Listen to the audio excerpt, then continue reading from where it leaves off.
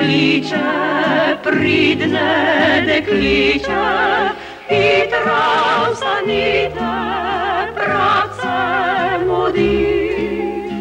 Srajce, rokavce, rute in peče, brte pa berte, bratce mudi. Že več kakor 300 let vozijo perice po tej poti.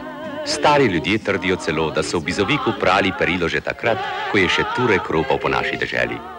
Od takrat pa do danes je preteklo že veliko let, toda v periški obrti se ni dosti spremenilo.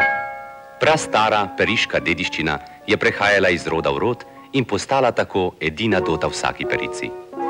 Tudi danes sortirajo perilo kakor nekoč. Posebej je perilo lepe stranke, to je tiste, ki nima tako umazanega perila. Belo posebej, puavino, to je pisano posebej, srednje umazano in zelo umazano, perilo bolnih in tako dalje in tako dalje. Za vsako posebnost perila svoj kup. Ponavadi ve perica iz glave, čigavo je perilo. Sicer mora kose, ki niso zaznamovani, zacahnati. Perilo prekuhavajo šele v novejšem času. Včasih so žehtale v čebru, ki je bil zvrhan umazanega perila. Tega so pregrnile staro rjuho in nam natresle pepela. Najboljši pepel je bil bukov. To so imenovale pepelunco ali pepeluško, na katero so zlivale vrelo vodo. Tako so proizvajale luk, ki je pronical na perilo.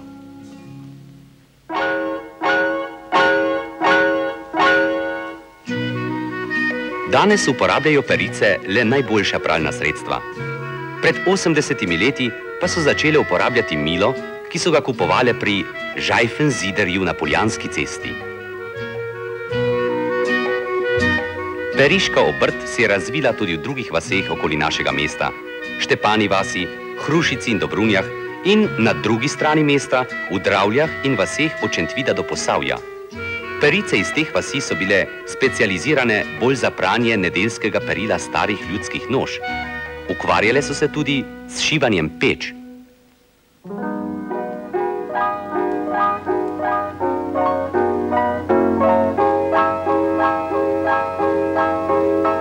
Osnovni pogoji za razvoj periške obrti pa so bili vaški potoki z dobro vodo za pranje, bližina mesta in v prvi vrsti težak gospodarski položaj kajžarjev obrtnikov.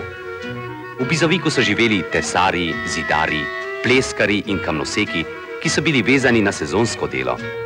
Ker so bile v zimskem času družine brez sredstev, so začele žene prati perilo za mesto. Včasih so pri delu pomagali tudi možje, toda samo takrat, kadar niso imeli drugega dela.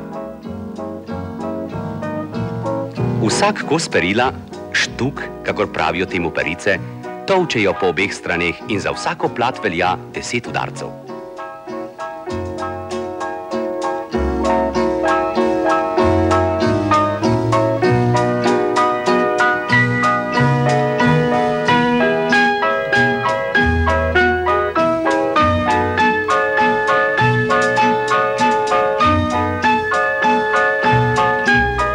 Tako pravijo perice. Spomlad bolj pobeli blat, kot v jeseni na zeleni trat.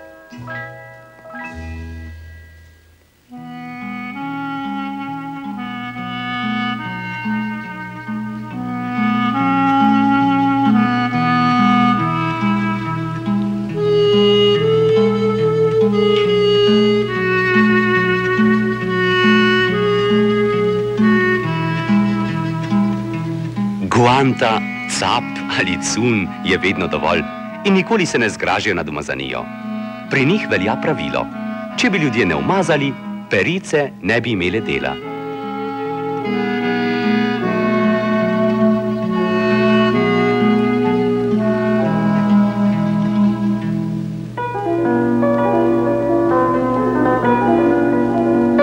Največja skrb peric je sušenje perila.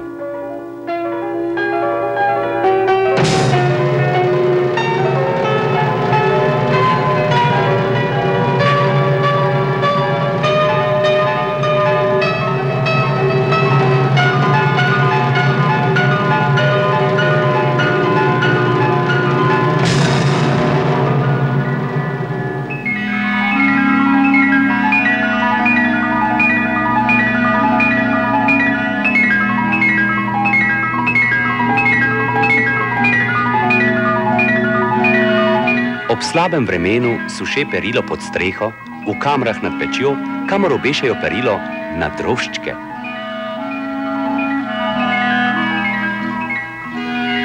V petek zvečer je pranje končano. Perila ne likajo. Včasih so ga mongali, danes pa ga samo poravnajo z roko in zloži na kupe.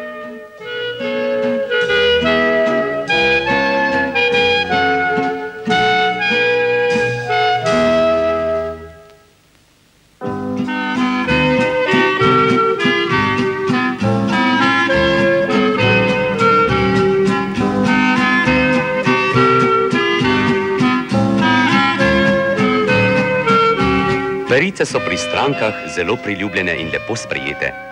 Včasih so bili medsebojni odnosi še bolj domači. V mestu so imeli navado, da so ob praznikih naredili potico za mlekarico, eno za perico.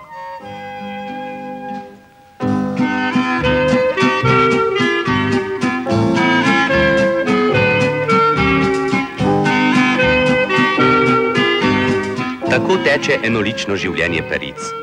Z balami cul in punkelnov perila se shajajo v zbirni bazi, odkoder odnašajo in prinašajo perilo. Bela Ljubljana pa je po vsakem obisku peric še lepša.